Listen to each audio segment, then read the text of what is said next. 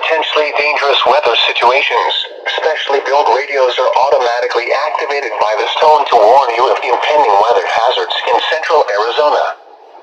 Tests of these radios are normally conducted every Wednesday between 11 a.m. and noon. If there is a threat of, or existing severe weather in your area Wednesday, this test will not be conducted.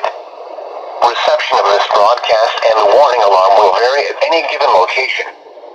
To provide the most consistent warning service as possible, this warning alarm will only be activated for watches and warnings affecting Maricopa and Northwest Pinal counties. This concludes the test of the NOAA weather radio warning device.